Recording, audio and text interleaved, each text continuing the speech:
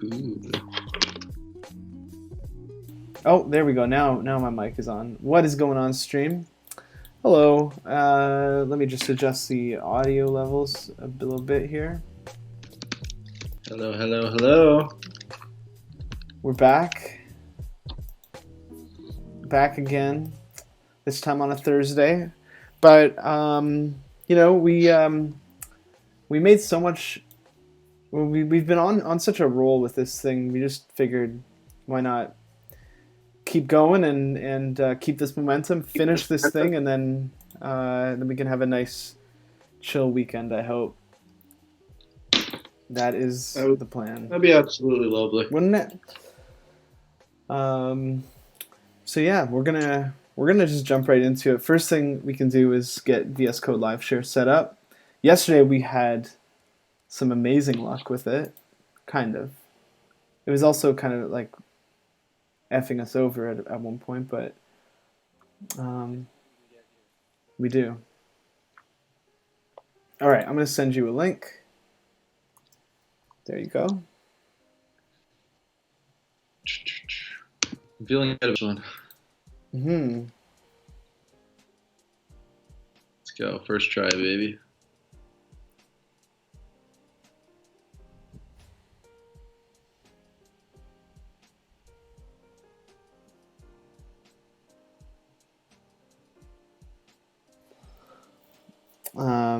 Let's see.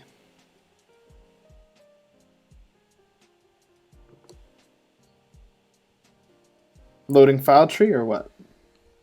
We got a loading file tree. Ooh. I'm just making a little post for the gram.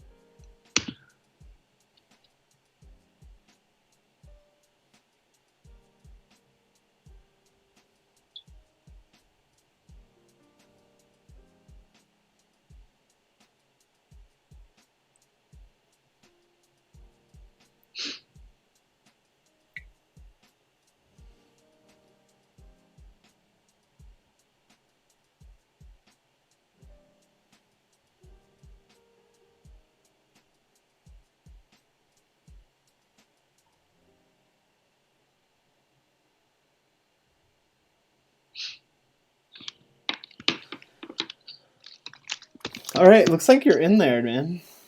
We're good to go. Yes. Okay, cool. What's up, Dom? I'm sorry I missed your chat from a minute ago, but if you're still here, hope you're good, man. We're gonna crack open some terminals here. We got one terminal. 2, 3, and fourth one. All right. Why don't we? Yeah, let's kick this off. The client going? Yeah, sure. Which one are you in? I'm in 4 right now. All right. Let's leave 4 for like running commands and stuff, and then we'll have 1, 2, and 3. So I'll do 1 and 2 with the API and phone number thing. Cool. I love this like startup routine that we've got. It's pretty great. We're just dividing and conquering. All right, so there's API, and I'm gonna do the phone number song and dance.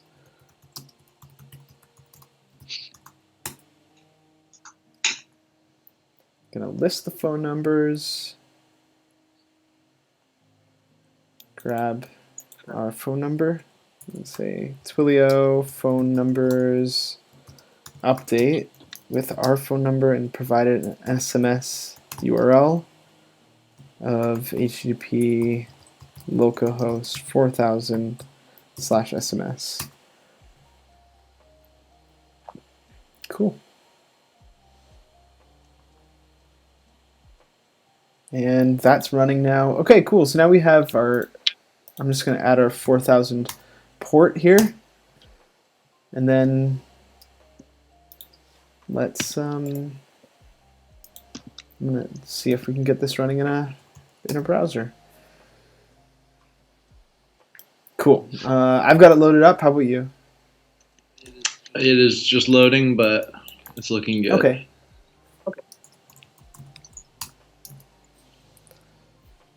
So today, well, I guess we'll start by saying like last night we got maybe like halfway through styling the app, and today we're gonna finish that up. It's not gonna be a super long stream, but should be a satisfying one anyway. I'm opening up a few tabs in my browser, namely the React icons and Chakra UI, just so that I have quick access to those. Because we'll probably need to read some docs over the course of the sesh. Are you signed in as Salty or Lindsay? I am signed in as Lindsay, I believe. Let's see. Yeah, I'm gonna re-sign in as Lindsay. Unauthorized. Oh, there we go. Okay. Well, that works. Okay, cool. All right. So the first thing that I noticed is, well, this served column that we have when it's a new day. This is good. Like this verifies kind of what we implemented yesterday, only showing customers served today. However, it's kind of unclear. I was thinking of maybe like changing this title to served today. And then we can also just add an empty state. Like if we haven't served anybody today, we can have like maybe we can even omit showing the title or anything. But anyway, like say like nobody has been served today, and I don't know. Maybe that's all we need to say. Yeah, I think that's a good idea. Cool. And I also wouldn't be too bad if we could throw an icon in that empty state. The icons always make empty states feel a little nicer, but I can't off the top of my head think of an icon to use. Like what would be a good icon that would represent like the fact that nobody's been served today? I'm just looking at this Font Awesome icon library and scrolling through.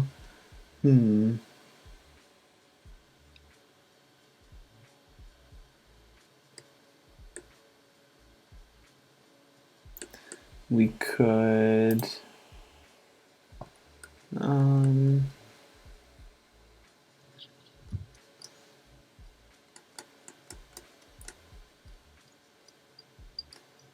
we could do like a scissors icon to go with the whole barbershop theme. I guess we don't really need an icon either. Like that is also an option.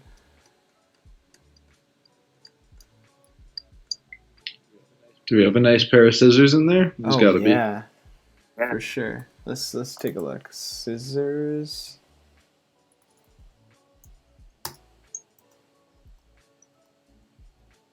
There's like the hand scissors. Yeah, that's not really the kind of scissors that we're looking for. No. I could have sworn that I found some scissors. I'm gonna look at fontawesome.io. I thought I was using like a pair of scissors from FontAwesome in the mocks at one point. Let's take a look. Cut. The name of the icon is cut. Maybe that'll do the trick. Yeah, because like yeah, let's go with it. Screw it. All right. So we're going to be doing most of our work in this app inner component, and yeah. So what do you think about first? We'll change the title to "Served Today" instead of "Served." That way, it's more clear.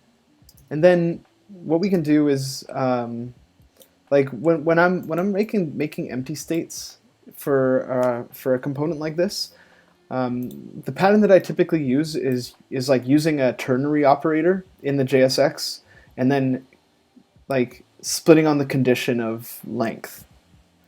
So in this case, like we would do logical statement something like this, like if customers.length, then render a list, and if length is falsy, then like let's just render a box for now, and the box will say like you haven't, or not you haven't, because we're not talking about the barber specifically, but like no customers have been served today, maybe.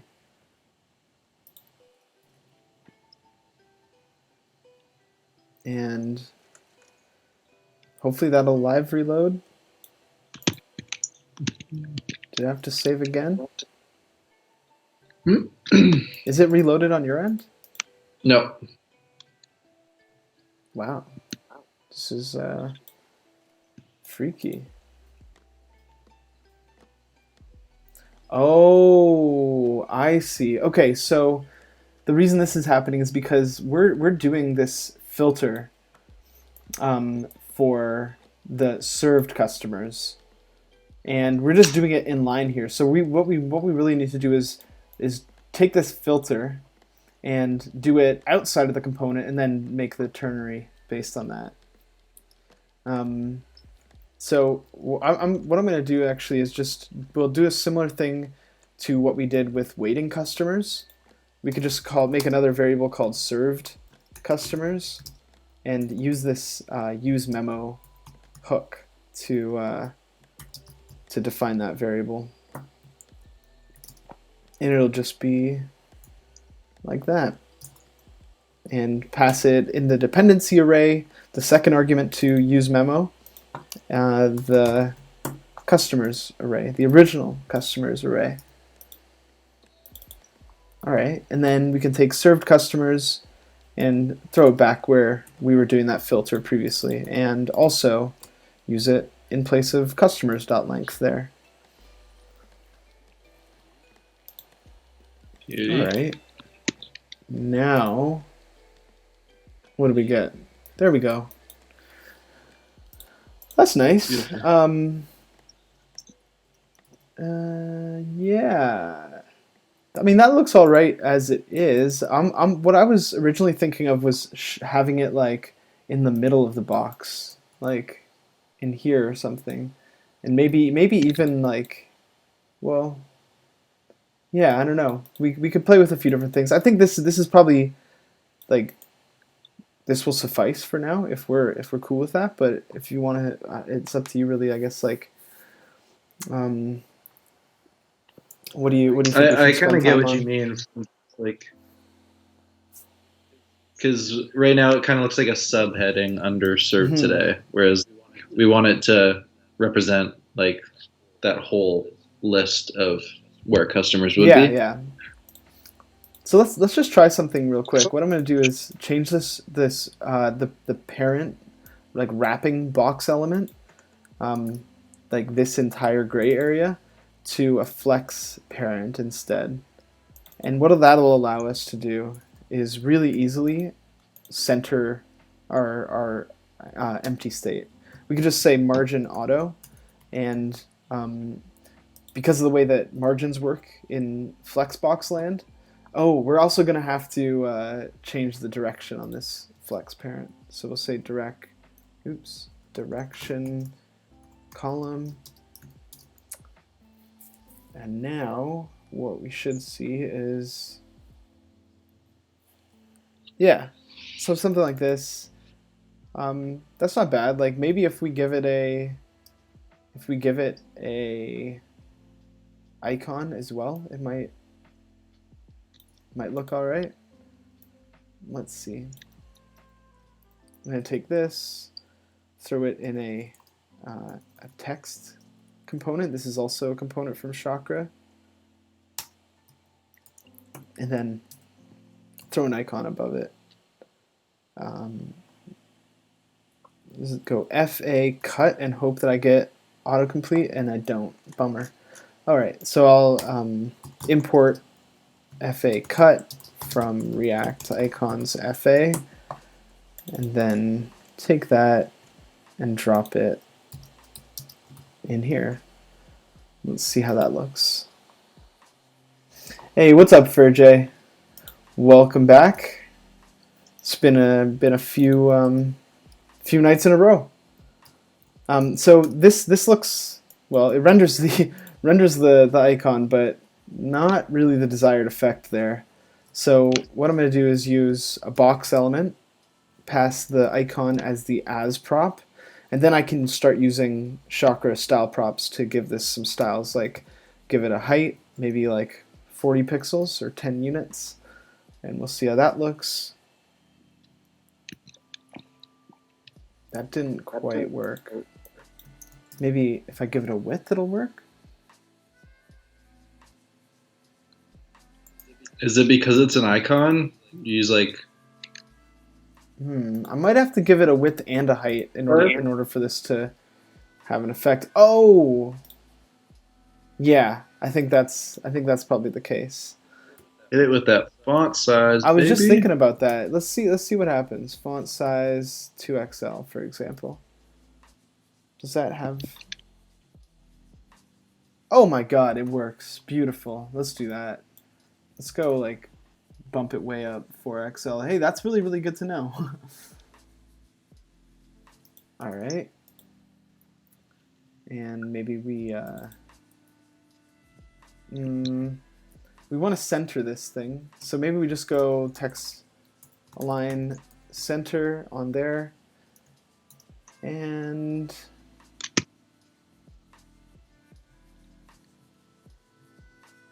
my auto reloads are working very, very slowly.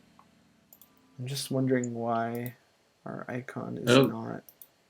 Oh, not moving. I see. So it's likely because it's a block level element by default, and so we just got to give it this MX auto, and it should get centered now. There we go.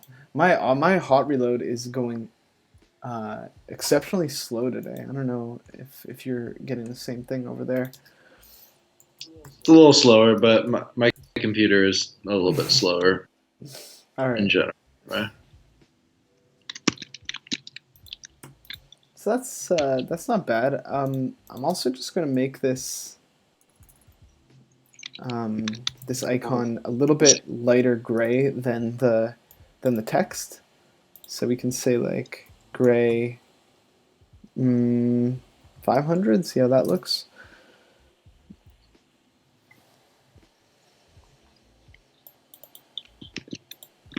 It's not bad, I guess. What if we made the whole thing this color?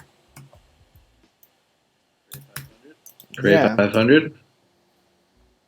That might be like a good kind of empty state looking thing, you know? Mm-hmm.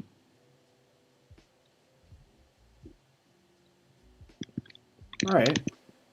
What do you think? Are any other adjustments from your side? Is the icon big enough? Is the text clear? Yep. I guess.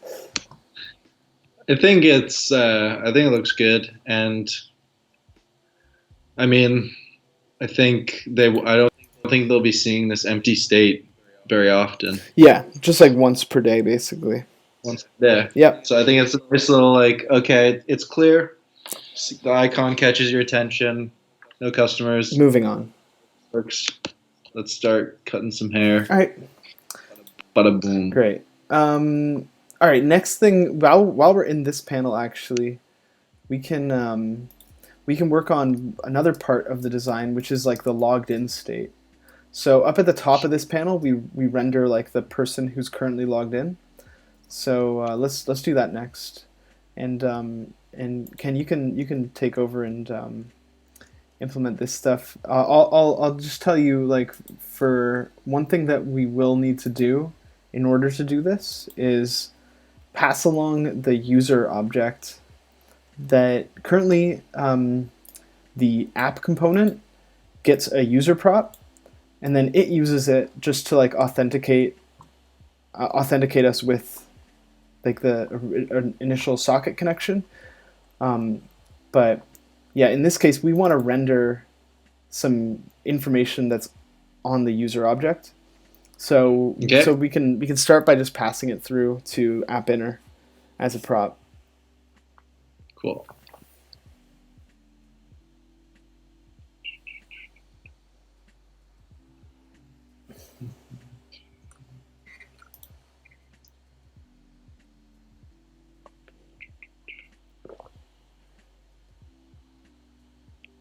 So it's already a prop type, correct? Like that.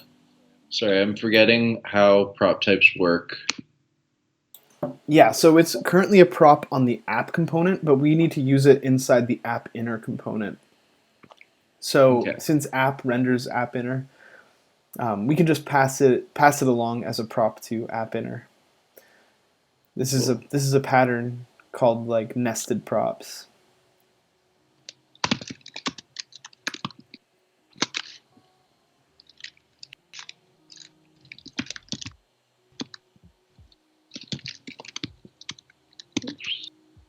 Cool. And you know, if we noticed that we had to use this user prop in, you know, we were constantly passing it down the chain like multiple times, that might be an indication that it would be useful to use context to like make that prop available like multiple levels down the chain. But in our case, because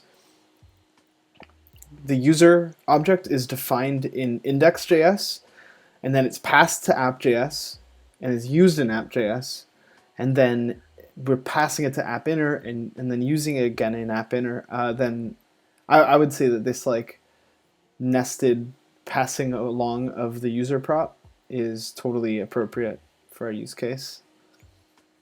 Cool. So yeah, now that we have that, we can just render kind of like our logged in state, and that'll be at the top of that right served at, or not served at, but served today panel. Mm-hmm.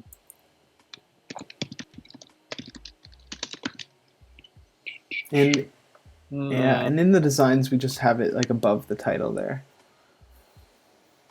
Cool. So sorry, one sec. No worries. Do we use another heading for that, or are we just? I think we can do it. We can use. I think we just like put it in a box. Like we'll just need, yeah, we'll need that box wrapper. We might actually use the wrapper might actually be a flex container, because we want to have the little circular avatar, and then beside that the words like logged in as whatever. So we could have like Yeah, our little circular avatar. I wonder if well, and then yeah, then we'll just have the text like logged in as like the user's name property. And while you're doing that, I'm gonna look at Chakra. They actually have this avatar component, which is great. um,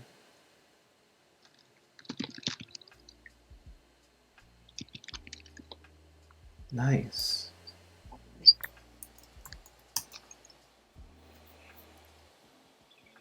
And then it was, are we using the actual name? That was all on the prop types object, right? Yeah, we're gonna use the user.name property. User.name, okay. Yeah.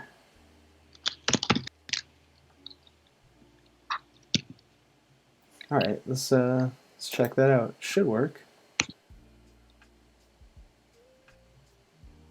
Great, I see it. I'm logged in as Lindsay. Log in. Logged in as Lindsay. Beautiful. Okay, cool. Now that we have that, we can add the avatar next. So let's see the avatar. I believe that we can use. Well, let's try this out. So what you can do to start off is import the avatar component from Chakra UI. Okay.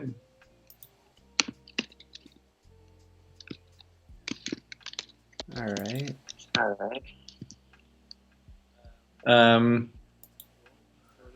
Cool. Imported. And now we'll just put it in front of that logged in status.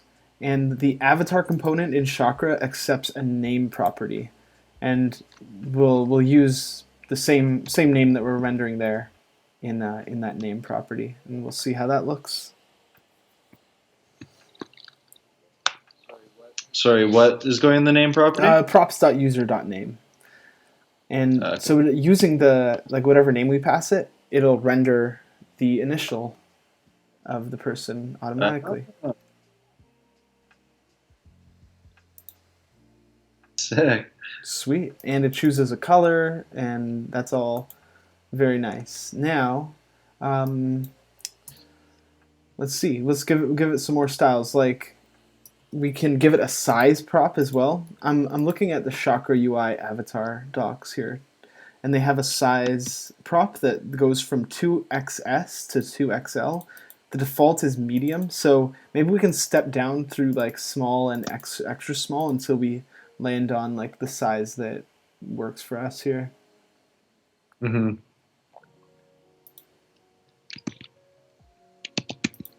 Let's see how that looks. Okay, that's getting there. Let's see. This avatar in the mocks is 24 by 24. Right now, I think this, if my eyes don't deceive me, that looks like a 32. Oh yeah, it is. Okay. So let's try extra small. Is it just XSM? It was just XS. XS. Yeah.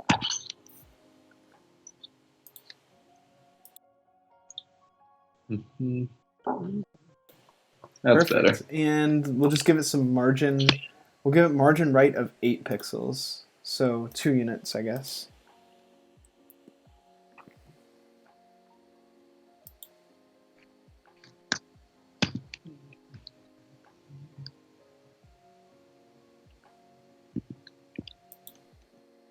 All right, there we go. That's our logged in state. Done. Do we want to give it any margin bottom just to make space with the circ today? Yeah. So what we really want to like the look that we want to go for is one where Oh yeah, the so waiting and serve today are both on the same line, and then also logged in, accepting customers, and Sorrento, they're all like center aligned essentially. So we can make this happen though. Why don't we do this right now? So the way that I'm kind of envisioning this is we know like Sorrento has a fixed height to it. Like we give it we give it a height property. And then we also know that it has like a margin top of 16, or just it gets margin on all of its sides of 16. So knowing that, like, what we could do is to like center align these things in line with the Sorrento logo. We could create a box that's like the height of the Sorrento logo, so it's like 48 pixels. Give that box a margin, margin bottom and top of 16 pixels, and then align items within the box to get it to line up the right way. I like your style. So we can try this right now, actually. If you want to give this flex container a height of, well, let me just double check the height that we have this set to. It'll be 48 plus 32. Does that make sense? Let me see. It's 48 pixels. So you can give it a height. Yeah, give it a height of 48 pixels. So like, what would that be? 12 units. And then you can give it like an MY of 16 pixels, or 4 units. And then we're gonna want to.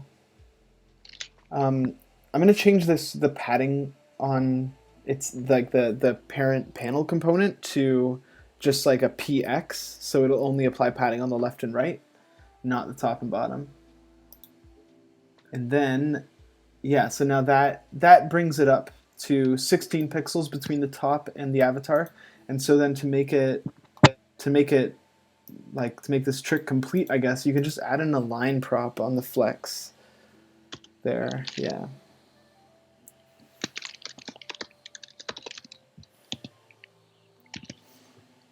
And we'll see what happens. Cool.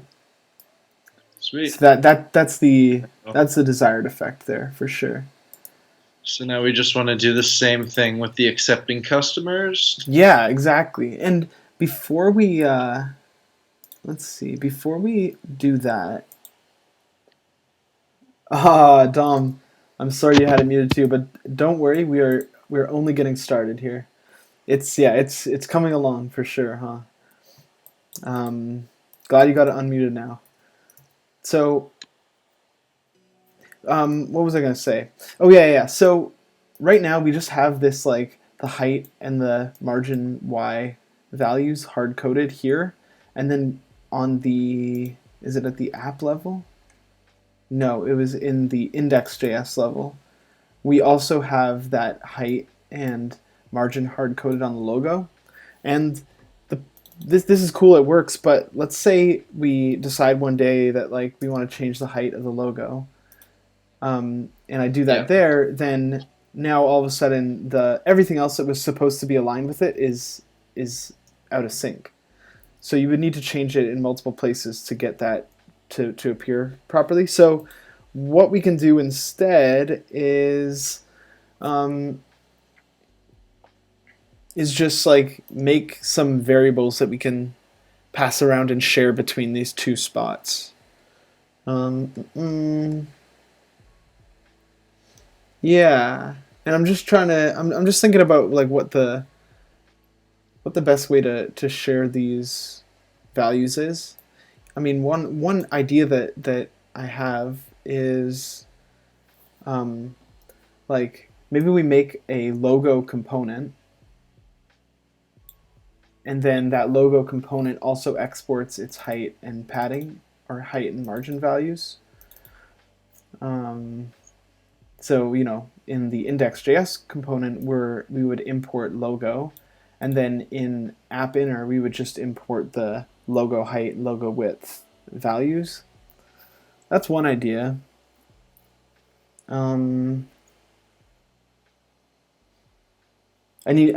idea might be this one maybe sounds crazier, but index.js imports app.js, right?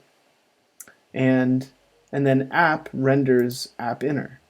So what we could do is, like in app.js, we could say something like export const logo height equals 12, export const logo margin equals 4, and then index.js would then import those from app, logo height and logo margin,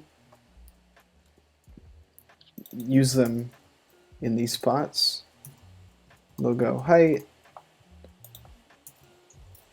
logo margin, and so then that all continues to work as it has, and then we could pass those values as props to app inner for it to use. I don't know if that might be kind of like too roundabout of a way to do this. And then I guess the third option would just be we could create like some kind of utils file that just exports these values, and we could just import those values in both files from one from one other file. And that one might be useful because there could be other like things we end up needing to export from utils, but I don't know. What do you think? Does any of those three options sound more like they make more sense to you?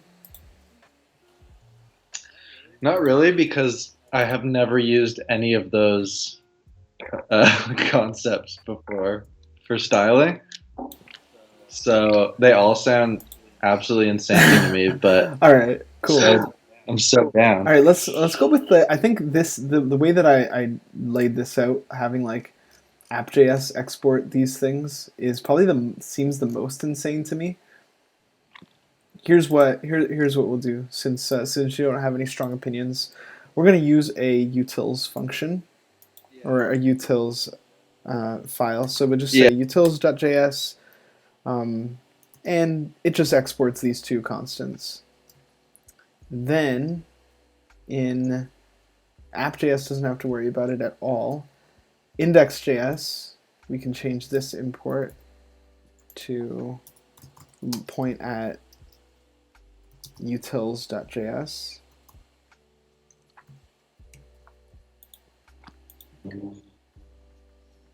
Computer is just chugging right now. It is. So would this utils.js, if say like the app is like a bit larger in scale, would that be a nice way to just like store variables and import them where you need them, so that if you need to make changes? Yeah, exactly. Is it like Sass? Yeah, like import locations, so that if you want to change something in multiple places, you're just changing it in one central location. Yeah, exactly. I typically have this a utils file full of like shared variables, shared functions, little bits of common JavaScript that I use in multiple places. I find it really useful for that kind of thing. So in this case, we're just using it to store variables, but yeah, like we might use it to store common functions that are used between files. That's also a possibility. So yeah, now instead of h12 and my4, we can use logo height and logo margin.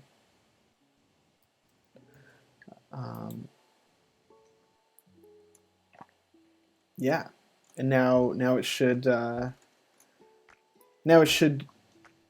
still render the same way, but it looks like I'm missing a letter somewhere. Oh wow, look at my code gets kind of destroyed from live share sometimes. Yeah. We've been raided. We've been raided? Oh my goodness, I didn't even notice this. Holy smokes, what is up, raiders? Who raided me? I think they noticed us. Yeah, sneaky raid. Damn. Oh my goodness. Uh, I was rated by Mastermind.io. What is up, man? Hello, everybody. Yeah, yeah. We've been a little bit too focused, maybe. All right, let's add an O letter there. I swear this sometimes live share just removes characters from my code. Form? No, from. There we go. And look at this. Removed an O. And it removed a period. This is problematic. Okay, there we go. We're back. We're back. Dom, if you start that show, I will watch.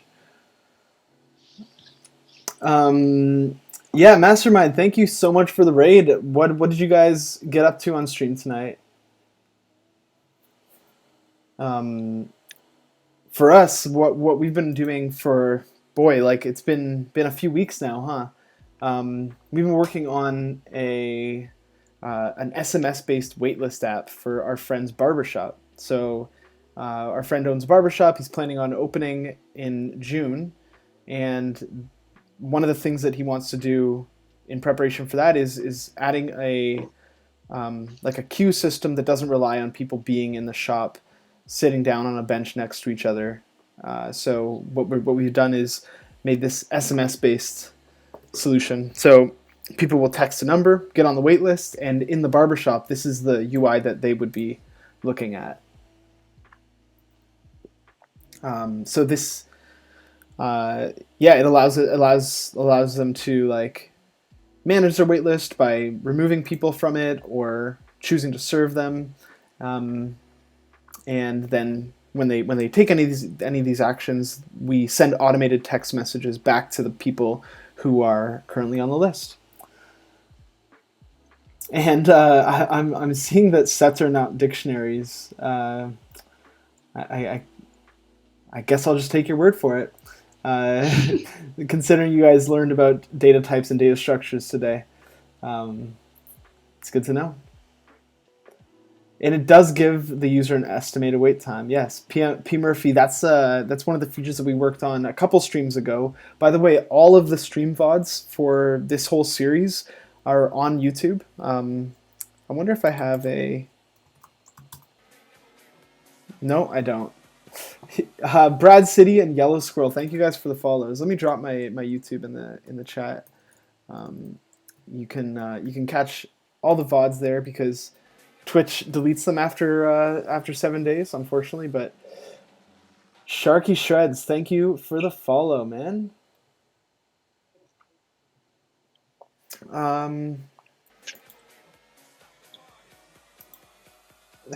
It is a dancing man. This is Pitbull actually, not just any man. You're talking about Mr. International. Yeah, Dom.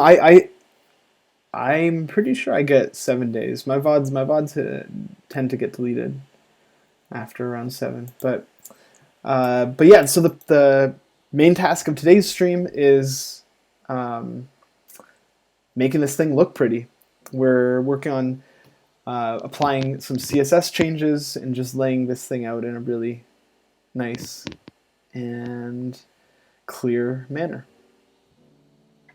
So please stick around, ask your questions in chat, and we're just gonna get right back to it. Yeah. By the way, I'm Trevor. If you're new here, and above me is my friend Ken, and yeah, that's us. We are writing it in JavaScript. Yeah, P Murphy. We're doing this all in React. The server that we wrote is like a WebSocket server written in Node, so we're using socket.io for that. And anything else? We're using Twilio to handle the interaction between SMS and our server. That's kind of the lay of the land. But for now, yeah, we just made this logged in status line up nicely with the center line of our logo. And now we're about to do the same thing for our accepting customers checkbox, which currently exists underneath the logo. That's not going to work. Before we do that, Ken, wonder what you think about this. I was thinking of removing the serve today heading if nobody's been served. So here's what that would look like, I guess, just so we can compare. Mm-hmm. Let's just comment this out for now and see what it looks like. Yeah, what do we think? Yeah, I think All that's right, nice. cool. So what I'll do is just in our ternary here, we're saying like if served customer's length, then render the list. We can instead just render a fragment. Hey, Oniru, thank you for the follow.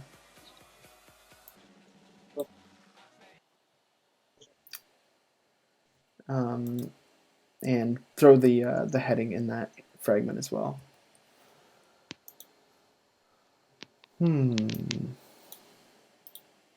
Okay. Beauty. Oh, and I'm getting all of these red underlines on this user. Yo, Sean from LA, thank you for the follow. My friend spells his name Sean the same way, Shon. He's a really talented designer. Oh, okay, fair enough. My friend Sean is a he. That's what I get for assuming. But yeah, we're getting this props type validation ESLint error. And what this tells us is that we need to define the user prop in our app inner prop types. So yeah, we can do that before moving any further. What I'll do is just grab the user, paste it in our prop types declaration at the bottom of the file, and define it as prop types object, and I'm going to mark it as required because there's really no scenario where we don't have a user and we still render this component. Okay, so now let's do the same thing to our accepting customers checkbox. Yeah, do you want to take over here, Ken? Yeah, sure. Cool. So also, I know right now it's a checkbox, but last stream you were talking about maybe wasn't there another element in Chakra? Yeah, we want to change it to a switch. Switch? Exactly. Yeah. Do you want to do that now, or do you want to do that? Either or, it doesn't matter. Whatever you feel like doing. Okay, well let's just do the height Okay. and everything first. So, um, what was that logo underscore height? Yeah, and I think we're actually going to need to wrap the checkbox or the switch or whatever it is in like a flex container so we can take advantage of the align center that we did before. True. And Nonsense Socks, thank you so much for the follow.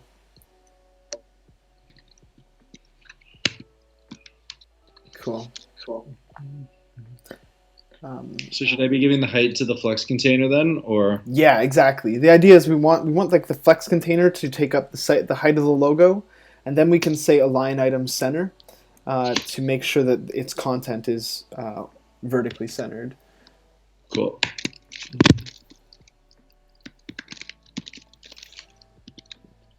Awesome. And you're getting a red underline on logo height because the that's a 0, yeah.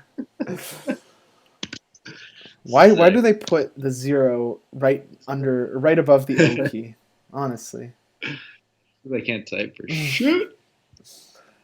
All right, cool. And then we want. Was there anything else we? Oh, we want it to be.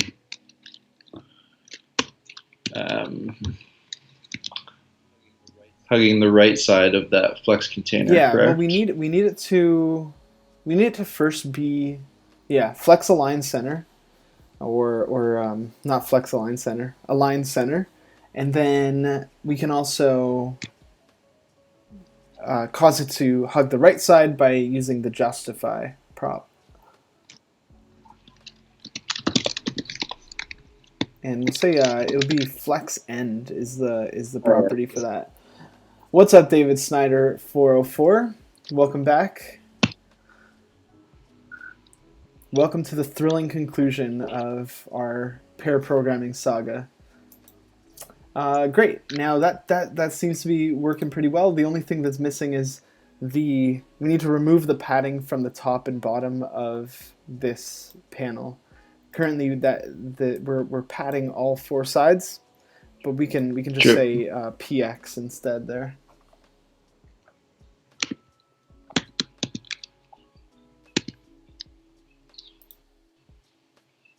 And that looks pretty good, huh? Do you want to use a switch now? Sure. Cool. Import it as switch. Yep, we'll import switch from Chakra.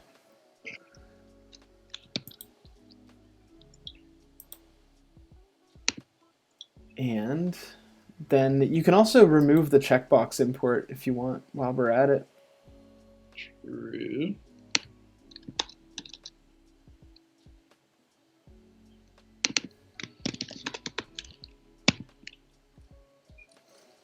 Now, is a switch going to take the is checked, Rob?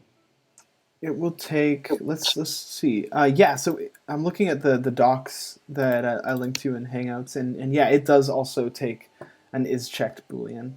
And they have a usage example here using like a flex parent with a form label and a switch. And yeah, I think we can do something similar there. Cool.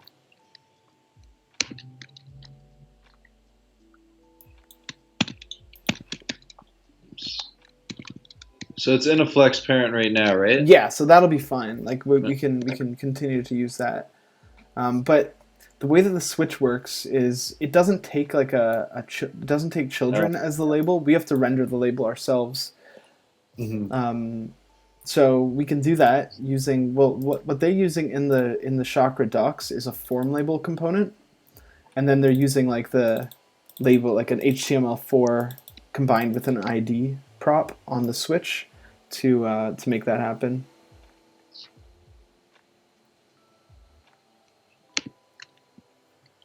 Are you gonna render? No? Cool.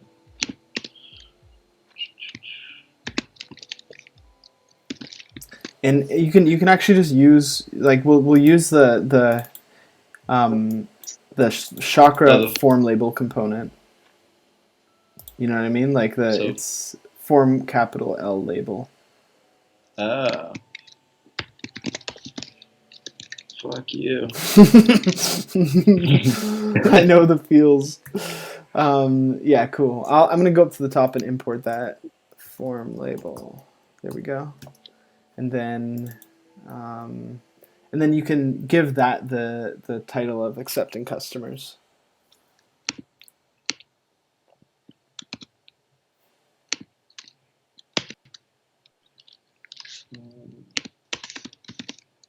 Oh, sorry. Like as children, you can see the example in the Chakra docs that I linked. Yeah, let me pull those up real quick. Sorry, my computer is being so slow. Dude, mine too. I can hear the components just melting inside. Oof. Okay, form label HTML4. Cool. So I will give this switch the ID of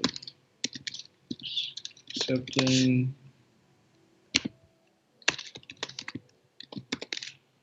Where's the HTML4 text?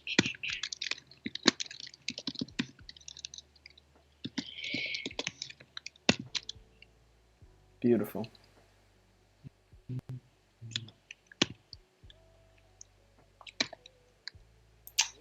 Lovely. And you can also make that switch a self closing tag as well.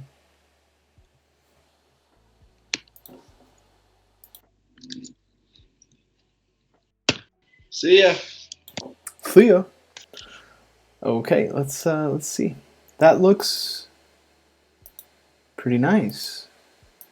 Ooh man, yeah, this feels a lot better than a checkbox too. It feels like we're really like turning Mhm. the machine on or off. All right, I like it. What do you think? Looks great. Okay, cool. Um, It. Oh wait, yeah. It needs to. We need to serve someone for that served today. yeah. Come up. Um, I also just added a question mark after this accepting customers. What do you? Well, actually, I'm kind of torn on that. Accepting customers with an exclamation mark versus without.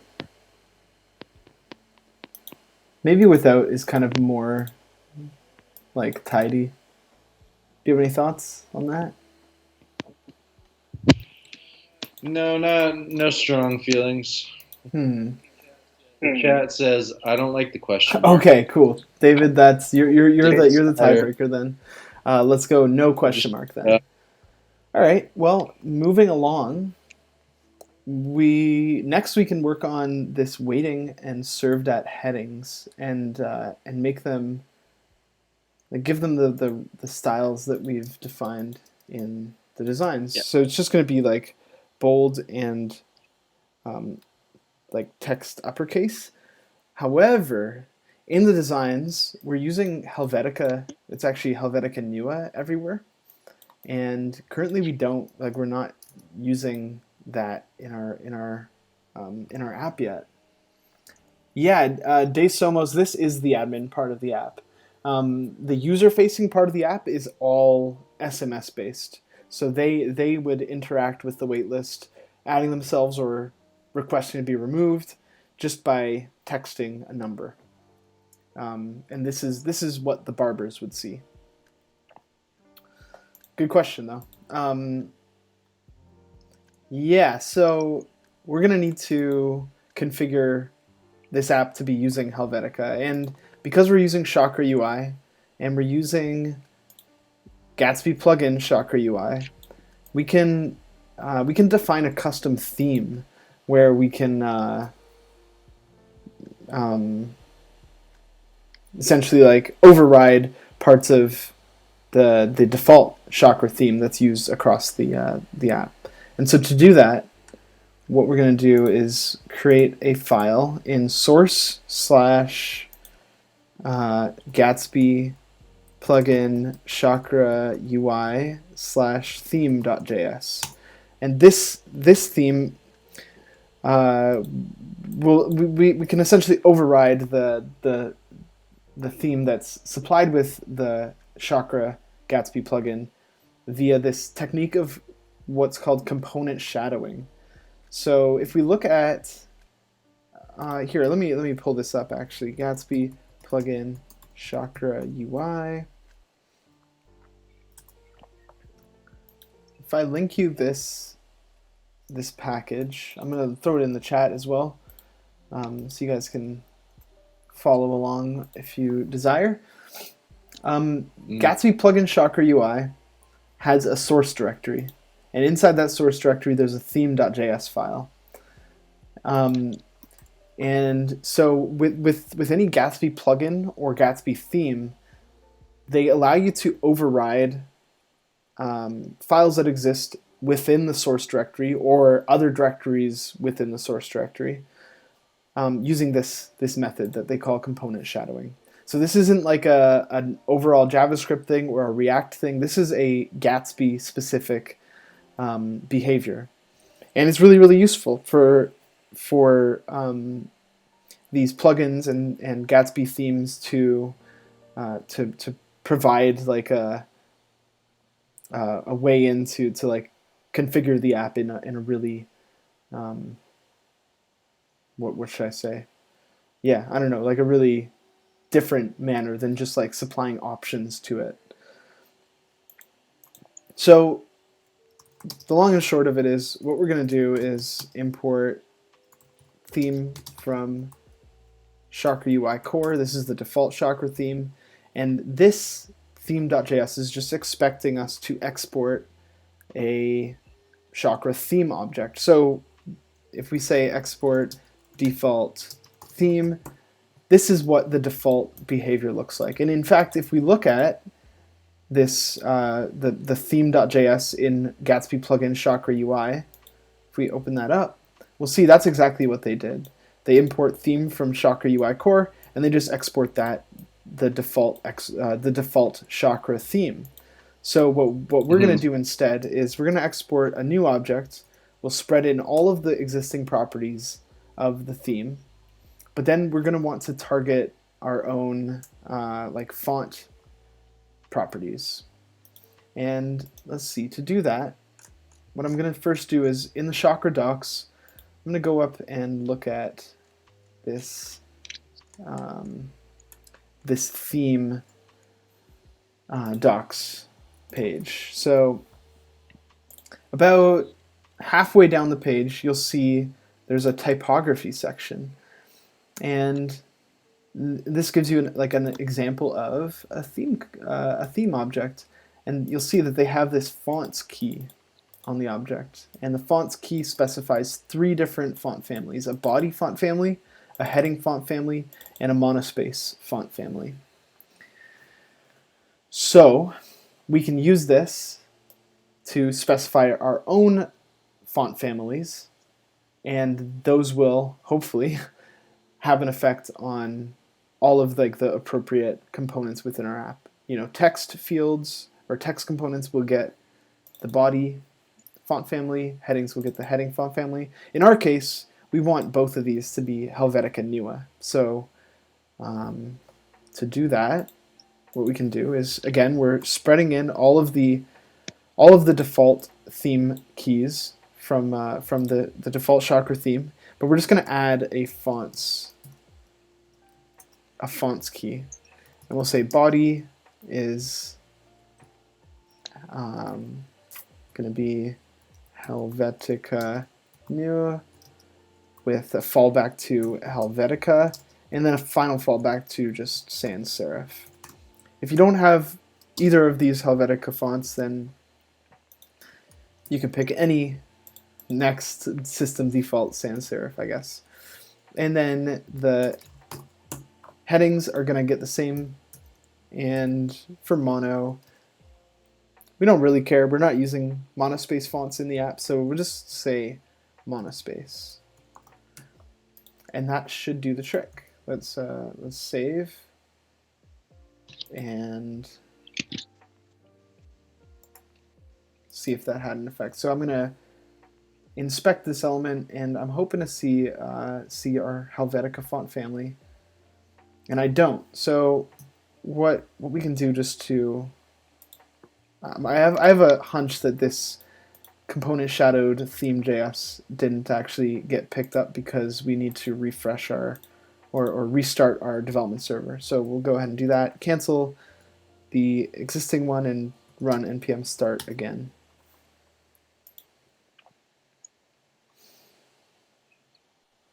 And should just be a few more seconds, although my computer is dealing with some stuff right now, so might take a little longer.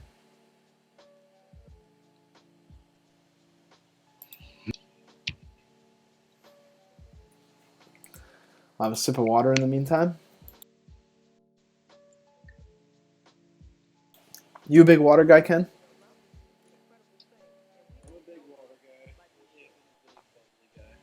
Ah, yes, nice. No. On week. Wow, so versatile. And they're in your.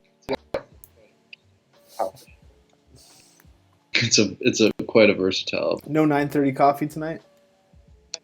No, that absolutely ruined me the other night. Not always a good idea, huh? Yeah, we did have quite a marathon coding session, but it's also nice to sleep. Sleep is all right. All right, so I'm refreshing my local development, and there we go. Now we have Helvetica everywhere. That's nice. I think that's nice.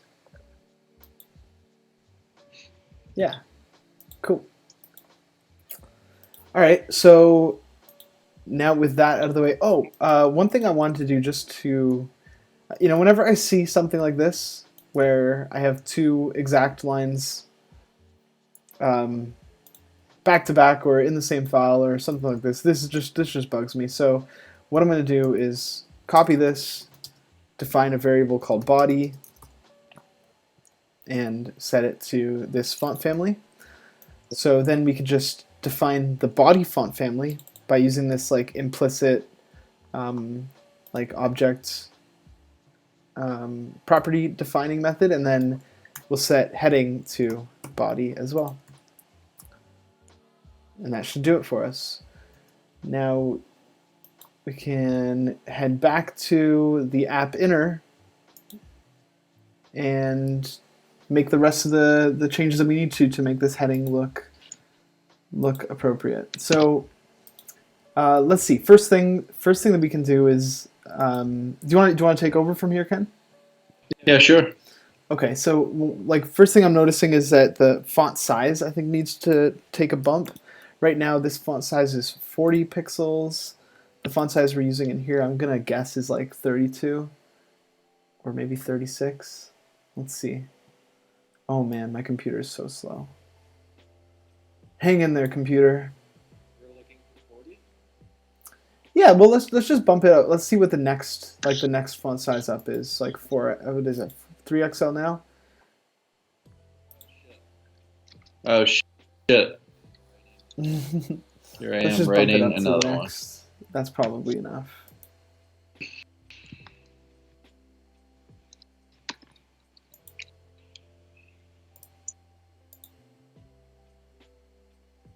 Okay, cool. I think that'll do it. And now we just need to make it, yeah, like all caps. Oh yeah, you got it.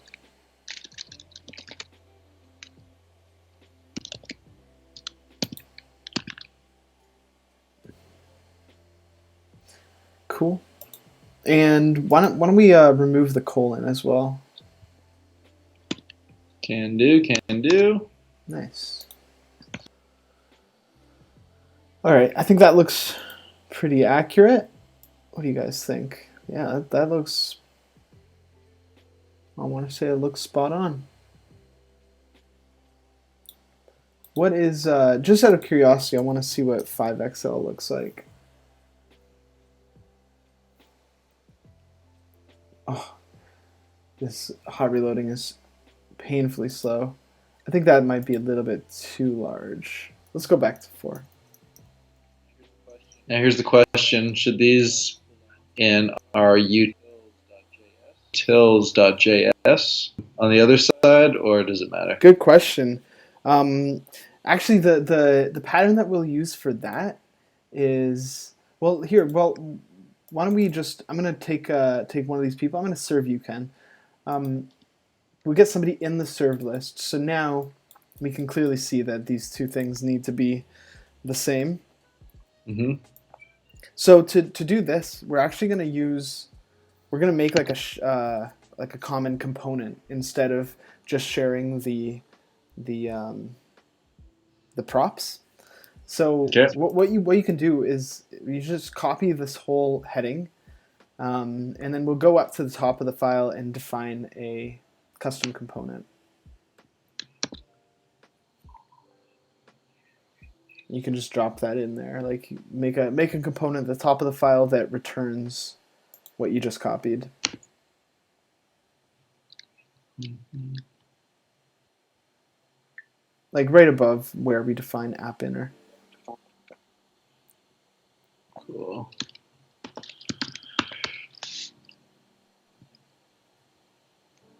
Mm-hmm. So you can just say like we're gonna call it, I don't know, we can call it like panel heading or something like that. And we don't need to we don't need to export it because we're just going to be using it in this component only. So what you can just say is like function or define a const. Yeah. And you really only, you want to use one or the other of these keywords, but um, let's do like function same style as the app inner component, just so we're consistent. Okay. And What do yeah, you want to call it? Heading? I was gonna say like yeah panel heading because it's going to export a heading like the one that you copied with some like props attached to it already, and then we're just going to spread in all the other props that are given to it, similar to what we did with the sidebar button yesterday. Okay. So yeah, you can make this. First thing that you can do is make it a self-closing tag because we're not going to be like giving our common component any children. That's going to be something that's set by the like whenever it's used in its own individual place. So it doesn't need this waiting either? Nope. Cool. Cool. And so yeah, now every panel heading is gonna be an H3. It's gonna have 4XL font size, 4 units of spacing on the bottom, and uppercase. And then at the end of all these props, you can just spread in the props that get passed to panel heading. Literally just like It just jumped you. it's doing curlies. Yeah, exactly. Cool. And now we can first replace the waiting heading with a panel heading, and it won't need any extra style props given to it because, yeah, the panel heading kind of has those baked into it now. Cool.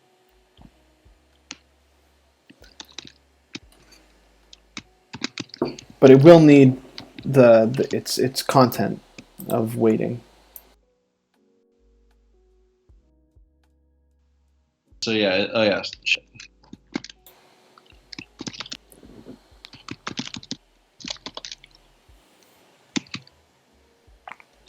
Nice. And then we can just do the same thing with serve today.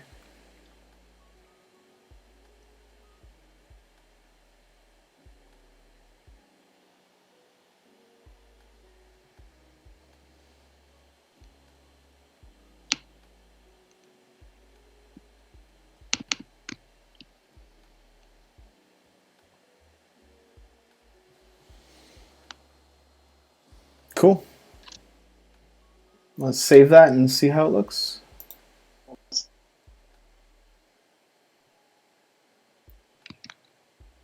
All right, are they in line? They appear to be in line. Nice. Looks great. Looks like it. Okay, cool. So now I guess we tackle the different list items. Yeah, let's do that. Let's do the ones on the ooh. I'm just looking at them. They have some similarities. Let's do the ones on the left first, and then we might be able to make like some kind of component with all of the common elements of the two list items, and provide a way to configure the custom parts using props. Let's implement one first though. So Okay. so yeah, so we're going to be working in this like flex as list item. Mm-hmm. All of that looks right. I guess we're going to need the name to be bigger, and I guess all the text in here is going to need to be a little bit bigger. Like for example, the name is supposed to be what is it? Just looking in the designs here. Name is going to be 24 pixels.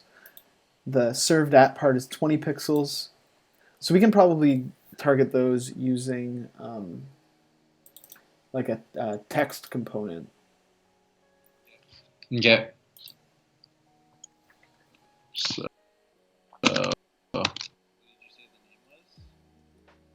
the name was? It's 24 pixels. Let's try just doing like I think 24 is XL.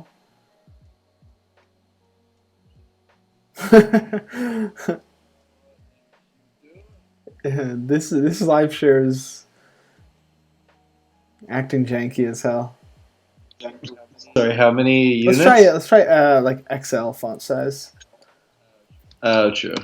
Keep forgetting font size. Yeah, I think Does so. font size also We could take we could like test it, the? but yeah, typically I like to use the font size keys to define them. So this is 1.25 rems, which is 16 times 1.25 is 20. So let's try 2XL. I think that'll get us to 24.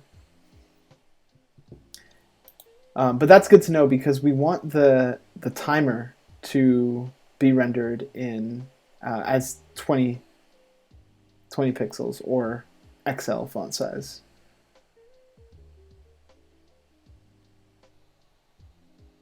Okay, there we go. That's looking pretty good. So let me see.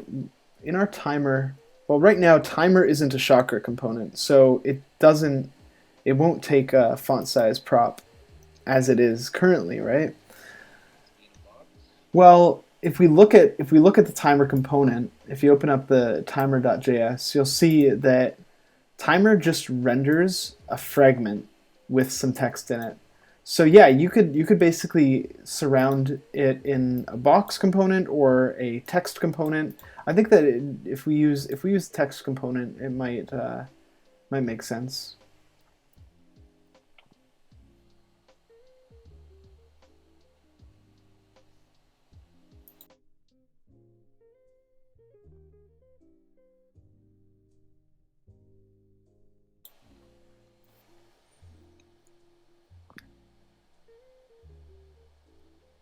Cool.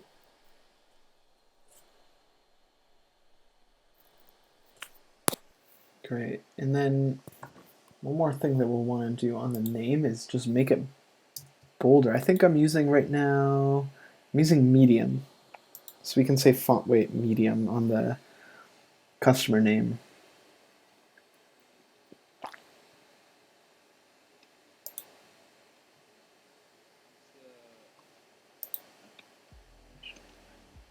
CSS thing. This in this case, so this will I believe this is a shocker thing. Like typically, CSS will support, and if somebody in chat knows better than me, like please tell me I'm wrong. But I believe that the values are like normal or bold, or you can give it a number value, indicating like the weight, the numerical weight. But in Chakra, if we look at the Chakra theme, you'll see actually in the that like typography theme section, they have kind of a mapping of font weights, named font weights to numbers.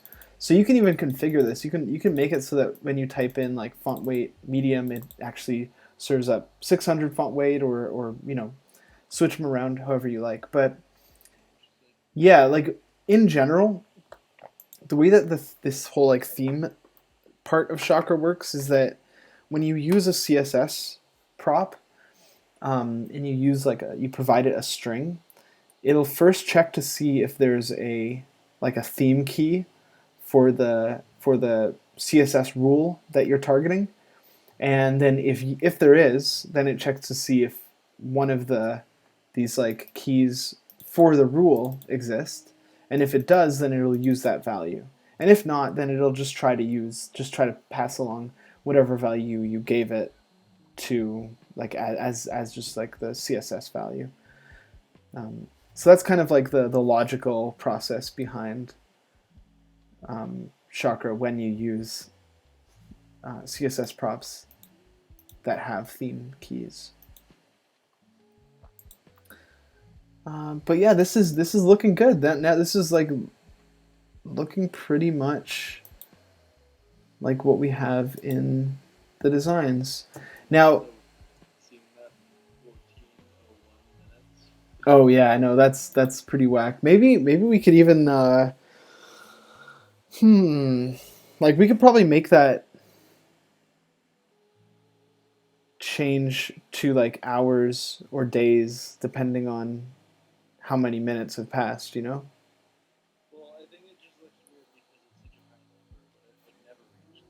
It would never reach that in reality, you're right. Um, yeah. Hmm. Yeah, anyway, we can maybe do something nice with that. Um, but for now, let's just keep looking at this for a sec. Okay, so like the um, next thing that we need to do is these buttons. I think that these text blocks are pretty good as it is. We need to change up these buttons a little bit. So right now we have two small buttons, and we're gonna need to replace them with like we could just remove that size small, I think, and then what else? Is that margin right still valid? I'm gonna just check in the designs here. I think I've got so in the designs I have 12 pixels of spacing between the two buttons, so we can just increase that, and that should get us part of the way there. And I'm just going to remove size small on the second button as well. Cool, and then let's just make that serve button black with white text.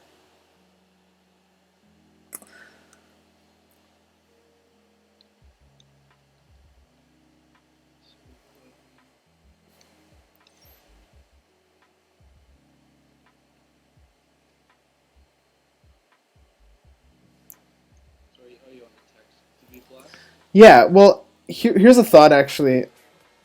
Oh, snap. DeSomos, thank you for the follow, man. Appreciate it. Um, so if we log out of the app, actually, we've already got this black submit button, and it has like a dark hover state and all this stuff. And if we look at that, the code for that, like this submit button in the login form component, it's got like BG gray 900, so pretty much pretty much black. And then it's got a hover state and an active state. It's got color. All of these characteristics we're going to want to repeat in the serve button and in the next customer button actually. So what I'm thinking is that maybe we make a custom or like a shared component with this. So we'll just do the same thing, but in this case, because this dark button is going to be used in more than one file, this is a great example of like another thing that we can put in our utils file. So yeah, you can just copy like my workflow is typically like I just copy the whole button component, put it in another file, like return it from my custom component, and then remove the parts that are not common.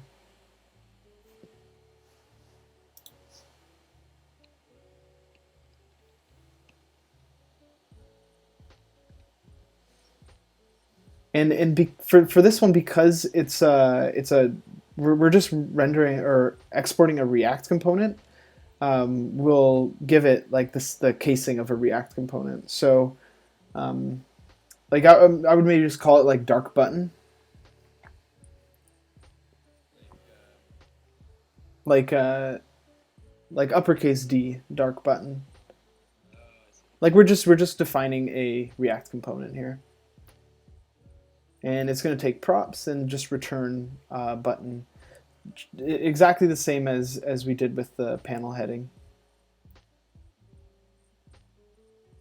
Yeah.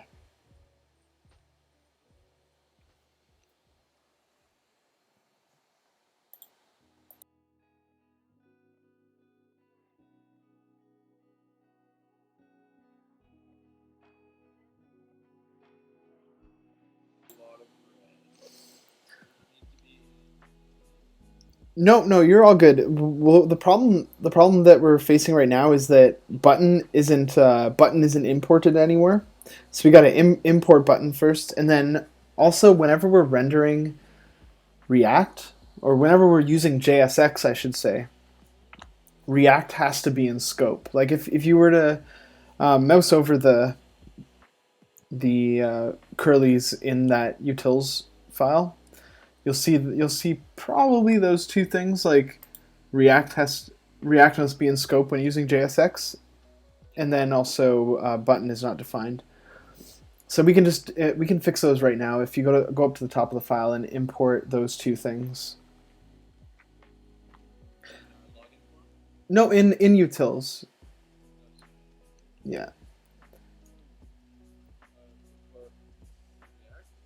Yep. You want to import React from React, and then import the button from Chakra as well.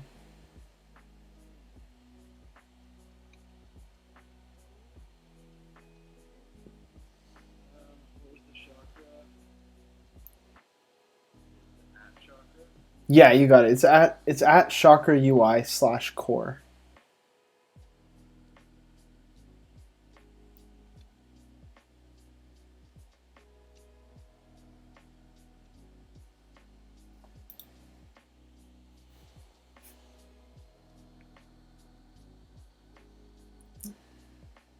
Beauty.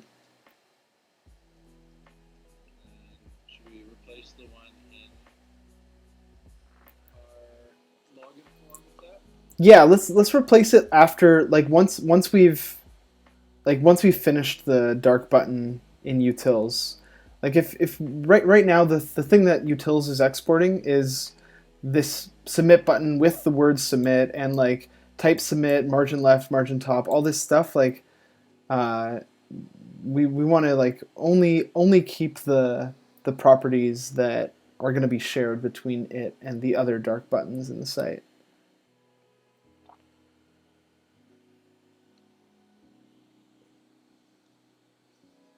Wonderful. And then in order to make it overrideable, we do need to spread all the props in. So we can define custom styles and children and all that fun stuff.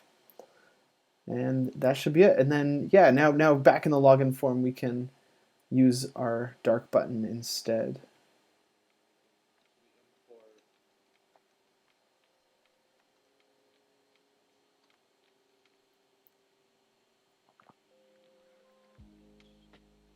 Utils. It'll be at just dot dot slash. Yeah.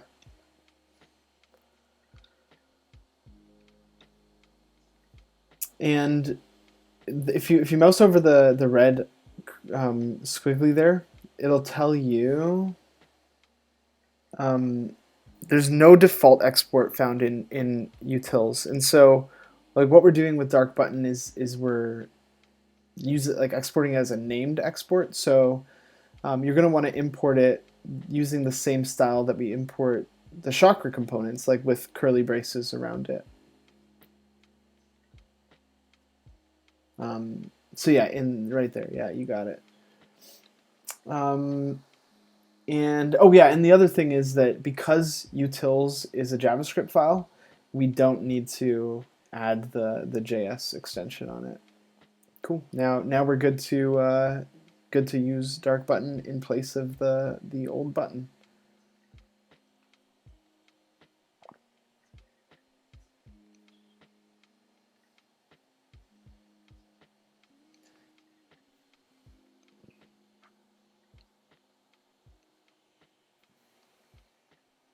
Beauty.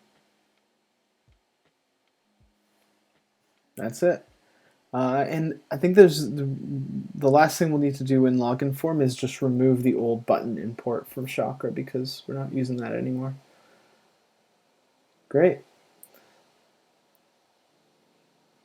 Okay.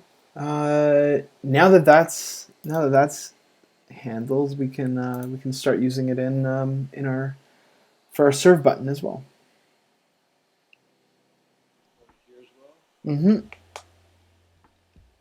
And in this case, actually, because we're already importing stuff from utils, you can just tack on the dark button import on that import statement.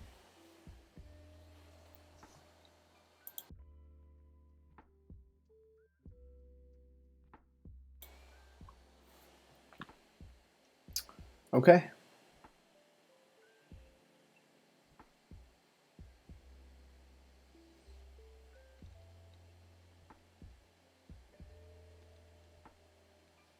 I'm going to log back in.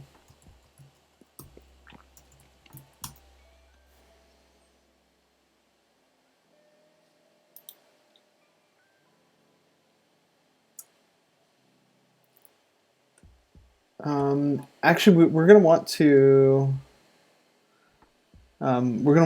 just still use a regular button for the remove. No, it's all good.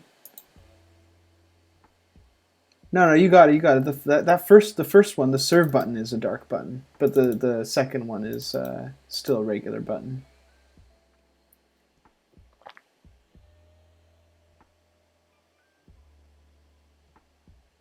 Cool.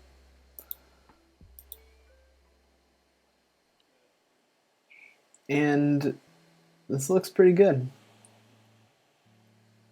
Except the yeah, there we go. Well, I can. Do I even need to state the color? No, you're right. It's because we're already supplying the color prop in the dark button component, so we don't even need to say anything there. Awesome. This looks good, and it should all still work if I go and serve Esh. There he is. Cool.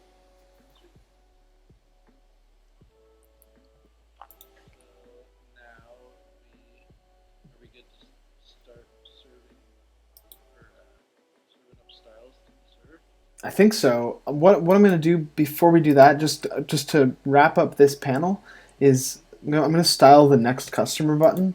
So down here, the next customer button is using a Chakra button component, and it has a whole bunch of styles on it. But we want it to be a dark button as well. So what I'm going to do is I can take out the color. I can take out, that's pretty much all that I need to take out here. I'm just going to turn this into a dark button. And if I check out the designs, it's also all caps, and there's a little arrow beside the text. So I'm going to get that all figured out here. So we can go text transform uppercase. That should take care of the uppercasing. I might need to bump the font size too, but I'm not sure. Let's see.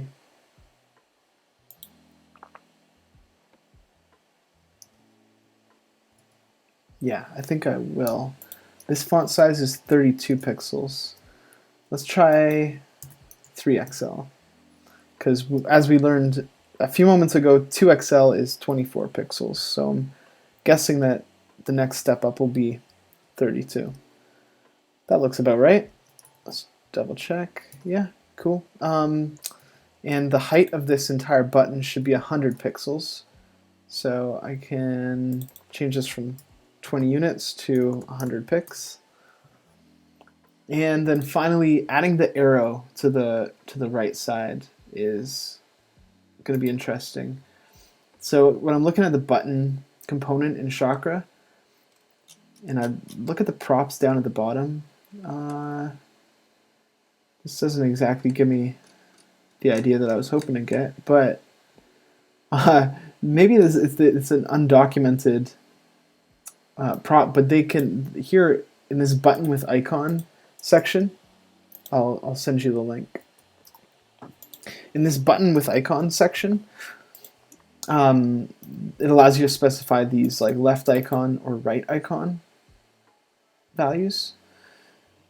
And here's an example. Like they first give you an example using like the text based icon, so like using icons that are provided with Chakra, or they also say you can also use icons from popular libraries like React Icons, which is what we're using, and pass them in. So I think we're gonna do something like that because we're using Font Awesome.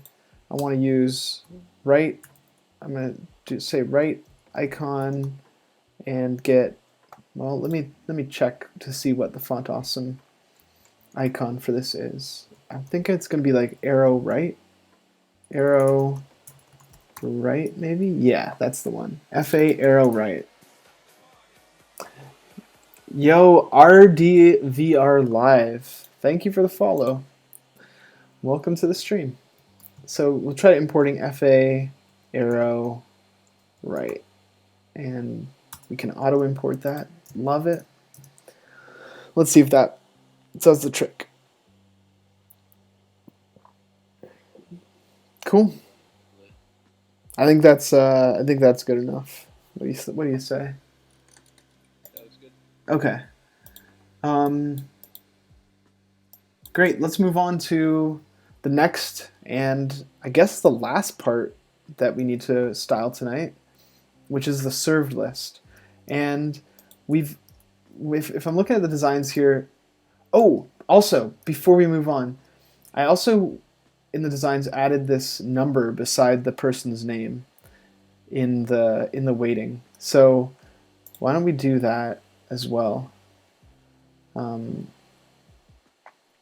So to do that, it should be really easy. But to make sure that we actually can see the result in all its glory, I'm going to add a few more people to the list.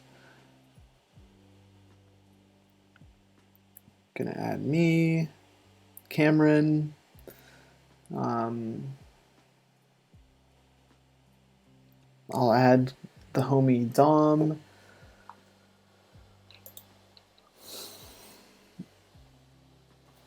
Oh, I see. This is actually really good. So I just got a text back saying that we have stopped accepting customers for today. Visit Sorrento Barbers for our store hours. So we're gonna change that by just toggling this accepting customers switch and try this again. Now when I text my name and my friends' names, oh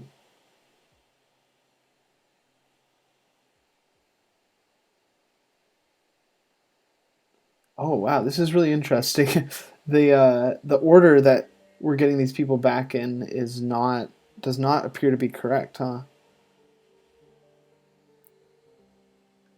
Like Ken should be the last one there, right? What is going on there?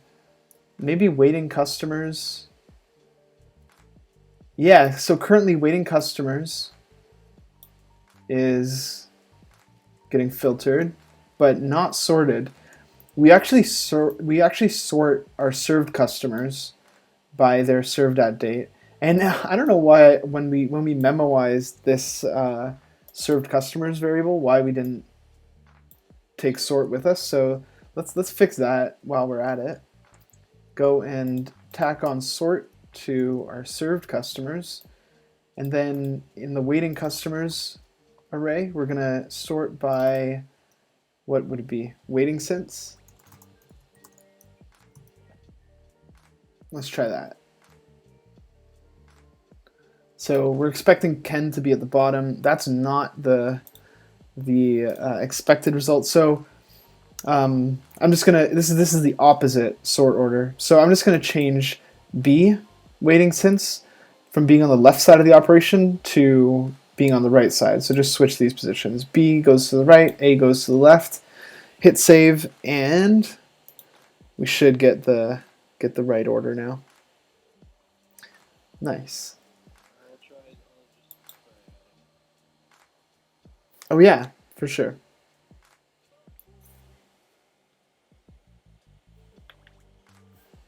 Nice. That looks good.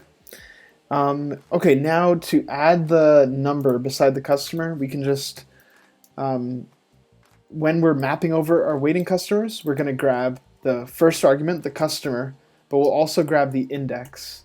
And then we can just say in here, uh, index plus 1, and write a period afterwards.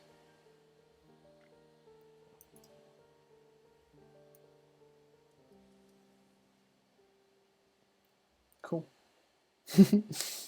All right, let's move on and do this served part. Um, okay, so for rendering our served list, oh, actually, one more thing. I know I keep saying one more thing, but currently we're rendering 16 pixels of spacing between, for instance, like between the header and the list items, and then each of the list items are going to have 16 pixels of spacing between each other. I believe that's the case. But in the mocks, we have 24 pixels of spacing. So what I'm curious to see is just if, let's try it with 24. So split it up by units, or by 6 units in between each item. And then also give the panel heading component 6 units of spacing, or 24 pixels between it and its lists.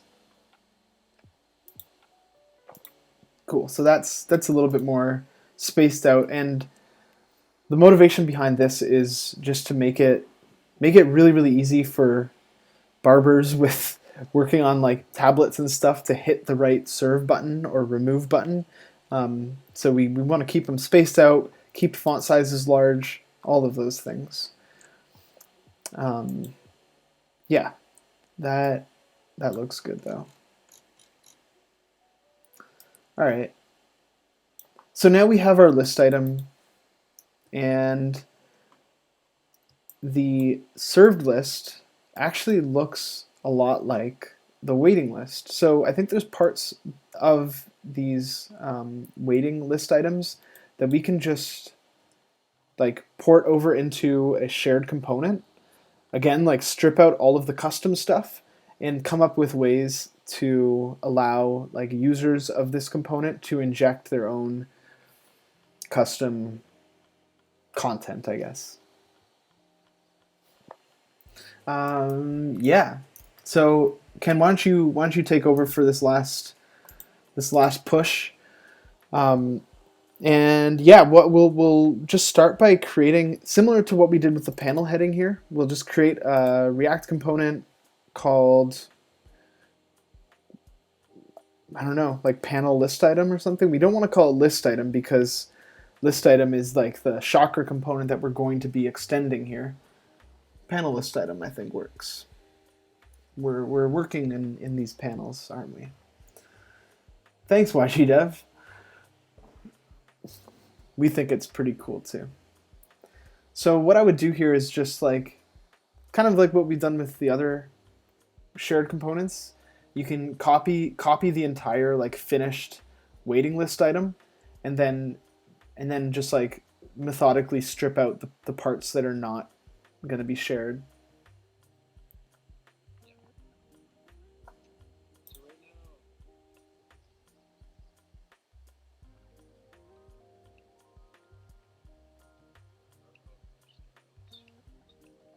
There it is.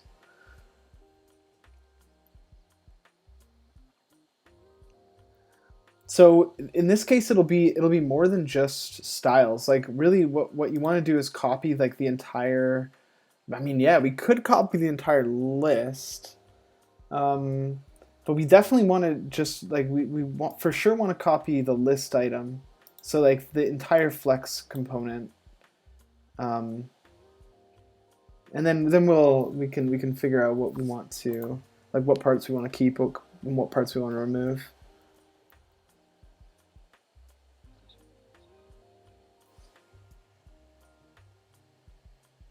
Uh, Oh yeah. Oh shit. All right, I think it's from line 116 and up. Like it ends on what line 116, I mean. So it's from line 85 to line 116.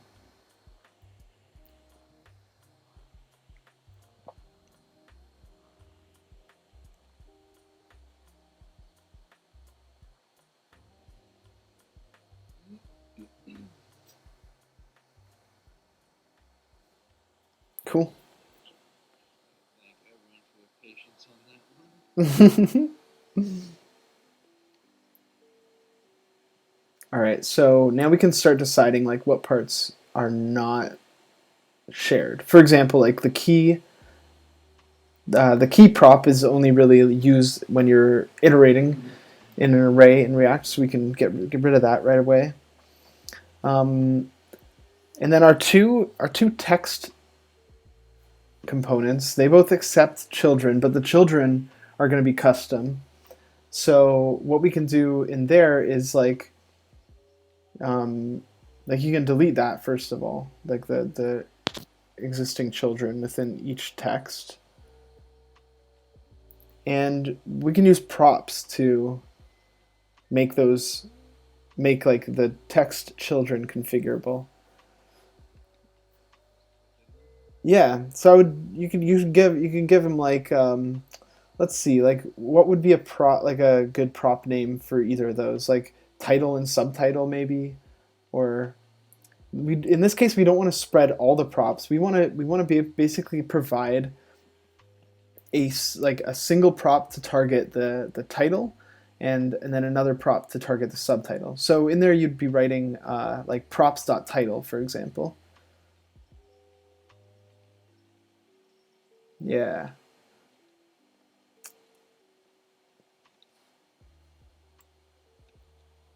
And in this case, like we actually, so the way that we want this to work is like this text is the title, right? And this one's the subtitle. I see.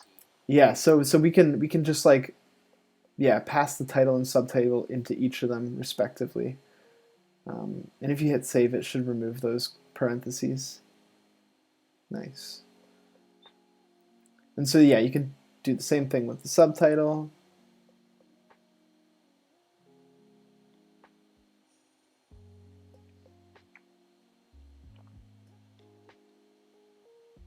Okay, and then moving on, both of these like served and waiting list items. Yo, what's going on, Miguel? Welcome to stream day. I don't even remember.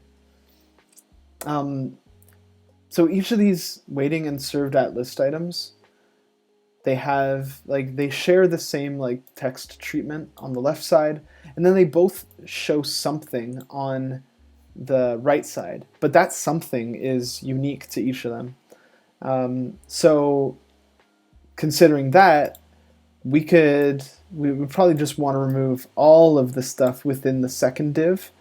We want to keep that second div because that's kind of like the what allows us to separate the left side and the right side. But you could just replace that entire like the contents of the second div with a prop, and like a prop that comes to mind that would be really appropriate for this kind of use case would be props.children. So we can use the panel list item, give it a title prop and a subtitle prop, and then render random children inside of it, whatever we want. So there we go. That's our component. I think that does the trick for us.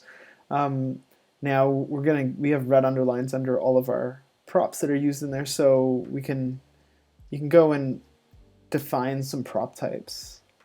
So right under where your cursor is now, you can break down and just say panel list item dot prop types with a lowercase p. And this is going to be an object just describing each of the prop types. So you can start with like title, and if you look at oh wait, yeah, no, we don't use prop types anywhere else in here. Title would be like capital P prop types. and it would be and capital T as well.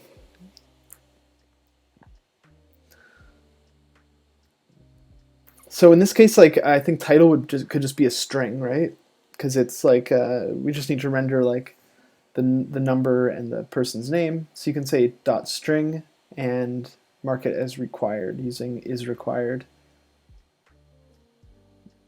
Okay, so that's our title. Subtitle. Now, at first glance, I might think that this could be a string, right? Because it is just rendering a string of text. However, in our waiting list, we're actually rendering a React component there. So, like our timer component is rendering a fragment, um, and it itself is a React component. So, to support that, you can use the prop type node, prop types.node, and you can mark that as required as well.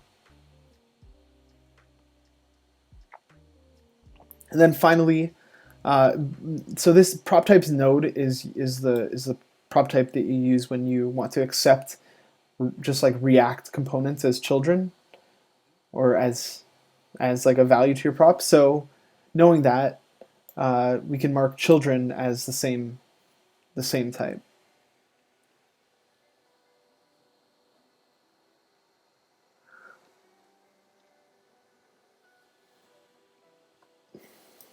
Cool. Now I think it's time to use this thing.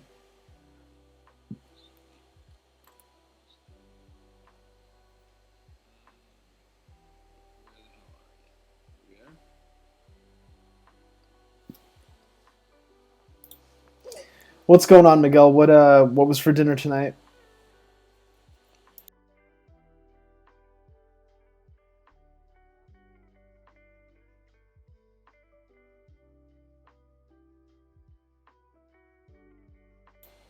I like that idea.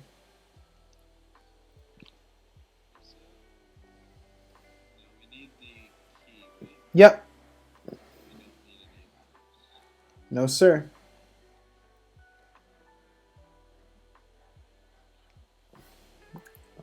Ooh, peanut ramen again.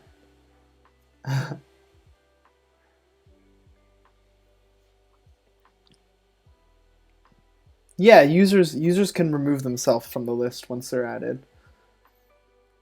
You just text the word remove in all caps, and you're off.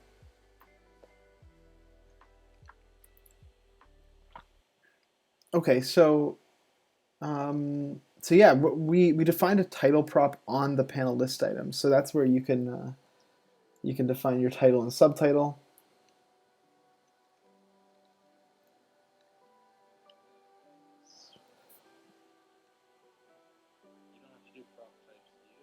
No, no. Basically, like the idea is that the title is is going to be this, and the subtitle is going to be this.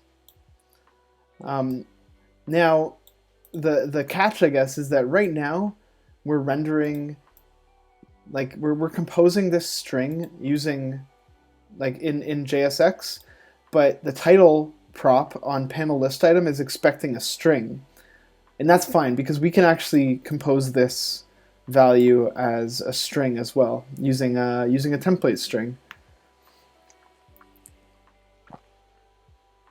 So yeah, the value that you actually pass to title, it doesn't have to involve props. Like it's basically going to be this, but in like template string format.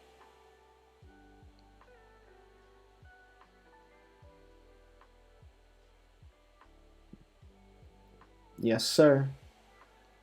And you're just gonna have to add some dollar signs to those curly braces, and then we're good.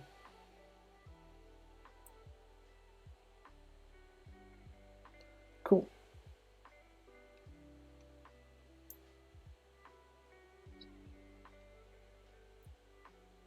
Oh, you're still within um, the little curly brace there.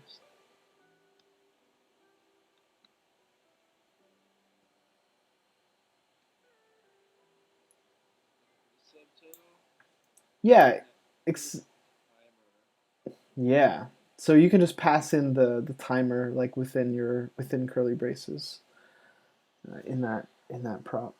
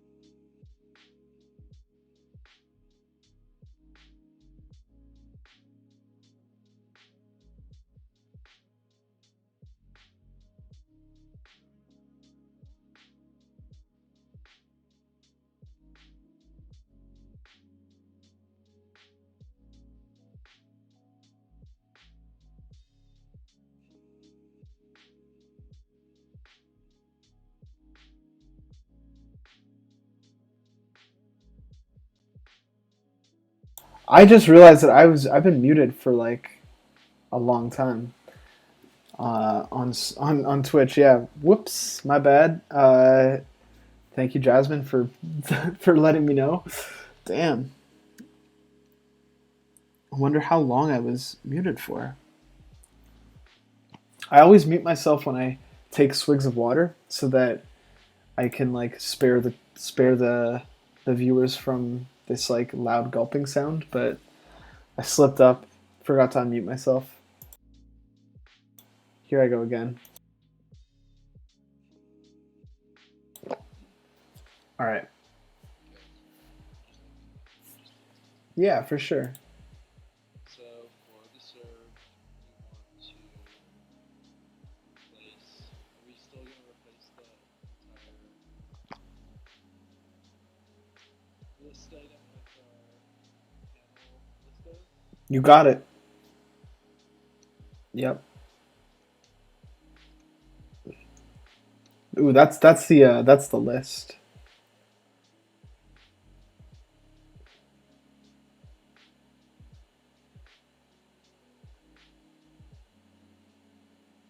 You got it. It's just within the list.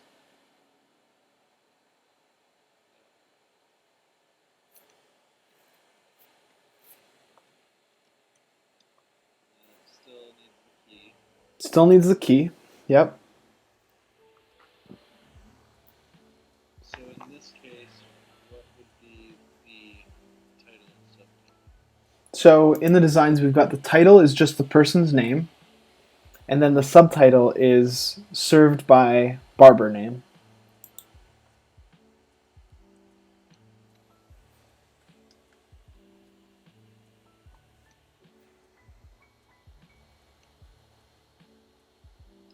We're also going to need the served at. No, served at is just going to be in the designs. It's just like the time we just put it over to the right hand side.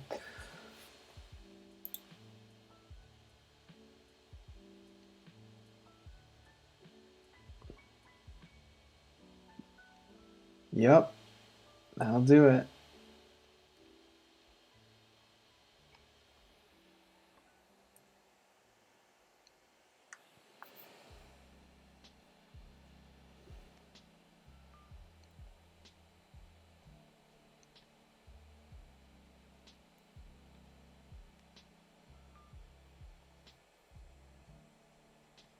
Should the served by be outside of Twil's or is this fine?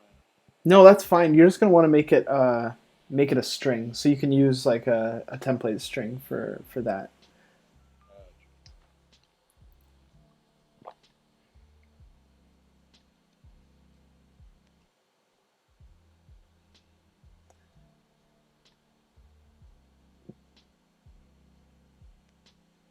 Yeah, and then I guess the last thing that we need to do is just we're just gonna want to render the time as like some. It's gonna be smaller and gray text, um, and so you can just leave that as the children that we pass to it, because the in our panel list item, the children always get rendered on the right side of the component.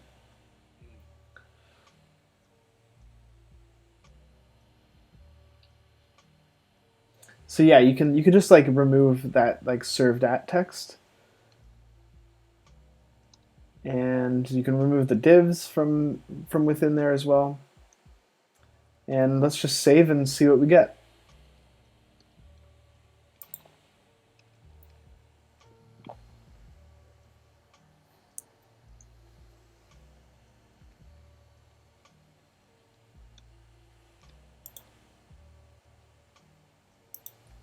All right. Okay, we're close. We're gonna have to uh, change or add that. You got it. And now my ESLint rules saw that you weren't using like template string substitution in there, and so it removed the backticks. So you have to add those back in. That's kind of annoying, but now that'll work. Okay, then the last thing we need to do is just format the time so that it doesn't have seconds onto it. So what I'm going to look for is I'm going to search on Google JavaScript date locale time string, because that's the method that we're using on the date right now, and I'm wondering if there's a way to omit the seconds.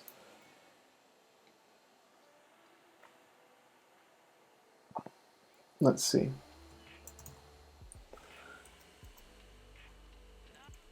Options.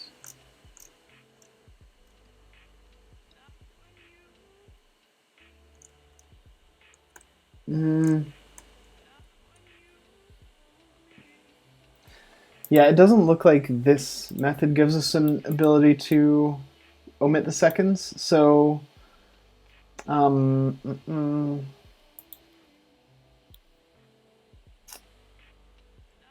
let's see. What can we do to make this happen?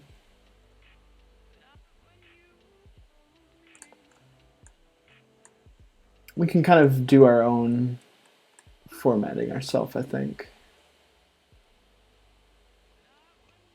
Or this might be a good moment to bring in like a there's a really nice to use and really small date formatting library called date functions, and I find myself using this library a lot. I'll send a link to you so that you have it on your side too. But date functions gives us all of these little like it's like functions to manipulate dates basically. So for example, like we can pass in a date object as one property or one argument to the format function, and then pass in like a format string as the second argument. And um, we can check out the docs to figure out exactly what our format string should look like to get that time that we're looking for. So yeah, before we do this, we can install date FNS in the client.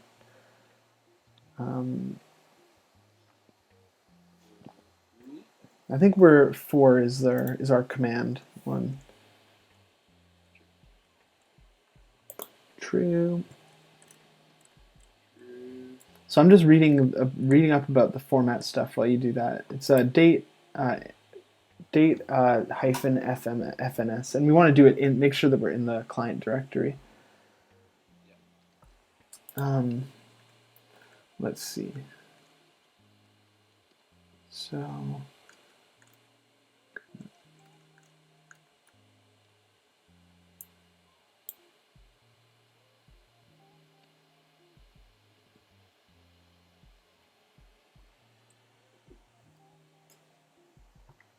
I think I found the one. So we want this long localized time format where we can pass in a date, supply the format of just like the letter P, lowercase p, and it'll give us back the date formatted in the way that we're expecting.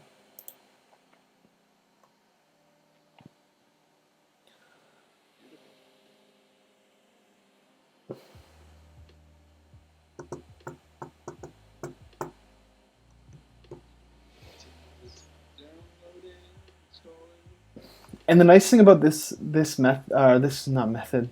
My words are feeling pretty garbled today. The nice thing about this library is that unlike some other date handling libraries, like Moment is a really popular one. Moment is really large and it adds a lot of file size to your JavaScript bundle.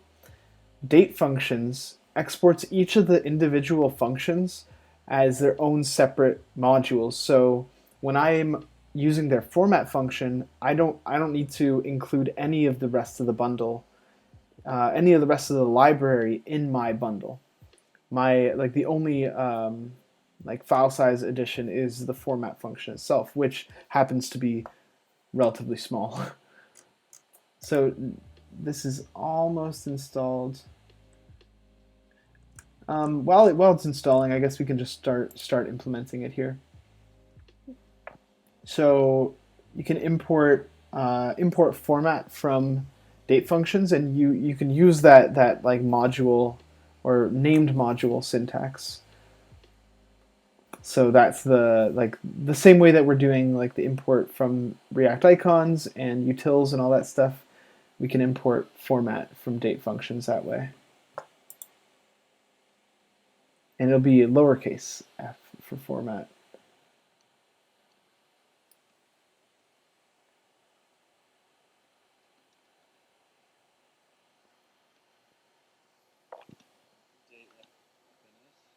Yep, exactly. Okay, and then down where we're rendering our time, we can fix that up using our format function. So the format function takes a date object, a JavaScript date object, so this part, as the first argument, and then it takes a string as the second argument. So you can drop that locale time string and then wrap the whole thing in a format.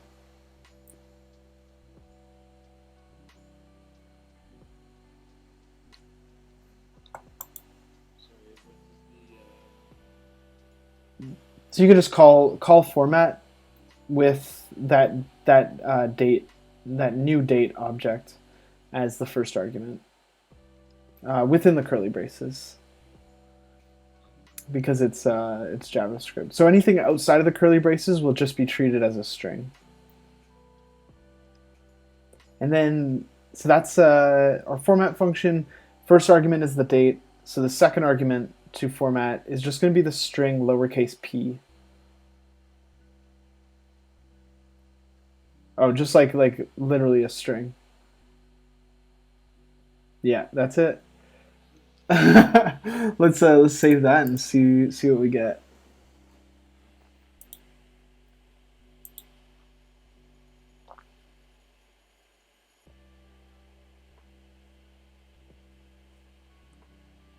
My hot reload is hurting so bad. Oh yeah, nice. Okay, cool. We're almost there. What I'm gonna do is just add that same spacing prop to the list. So spacing 6. That'll have them the two lists like spaced out consistently. You know, this might be like this might seem like a good opportunity to, you know, you make a custom component or share a prop, but in this case where it's just like one thing, they're both in the same file. I don't know. I'm not too bummed by the fact that I'm writing spacing 6 two times. Cool. Then the last thing that we need to do here is just color the time with gray. So to do that, you can just wrap the time string in like a text component or um, or a box or whatever, and just give it a color on the gray palette.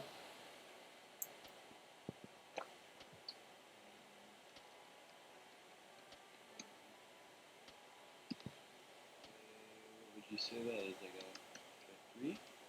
Let's try. I usually like to start in the middle, like start at 500, and then work my way up or down from there, or just leave it there if it's appropriate. Okay, waiting for that hot reload. Oh yeah, that's hot. That is a hot reload. That's pretty good. What do you think? Yeah. Okay, I'm just gonna serve Ryan. That looks pretty good, man. I think this is looking like done to me. What do you think? I'm just Yeah. checking the. Serve you because I've been waiting for a long time. Yeah, man. About time I get this darn haircut. Okay, cool. Look at Lindsay doing work. Andrew's slacking. Cool, man. I think this is like exactly where we want it to be. Um, I'm looking at the designs and it looks perfect. Yeah. Anything else that you want to like? Anything else that stands out to you that we should tackle or? Just looking over it.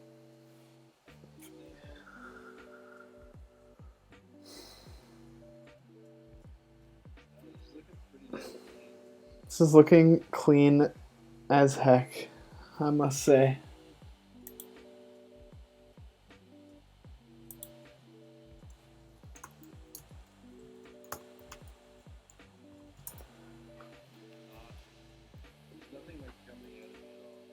Yeah, me neither. I think this is good, man. We should get Deco on the line tomorrow and present it to him. Get any more thoughts from him, because I think that at this point we're pretty much like design complete. Yeah, dude, absolutely. You too, sir. This is great. All right. Well, I think that's gonna be it for us tonight. You guys.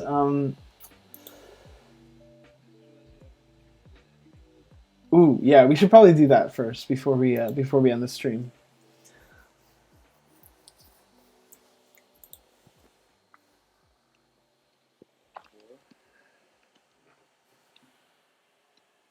Hmm.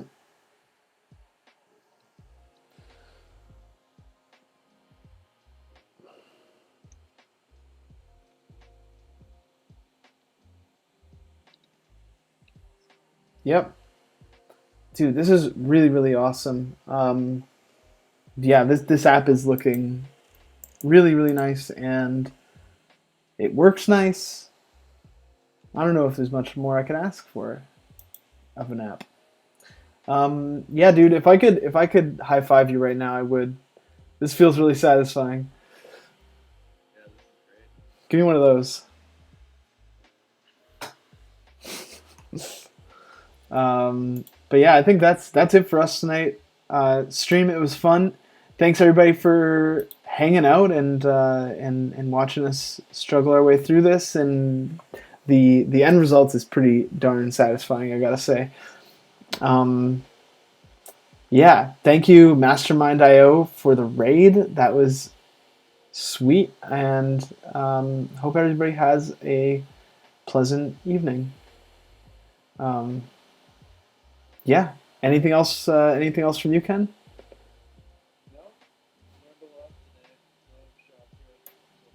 Me too. Hell yeah. Alrighty. Well, take it easy, stream. I'll see you next time. Peace out.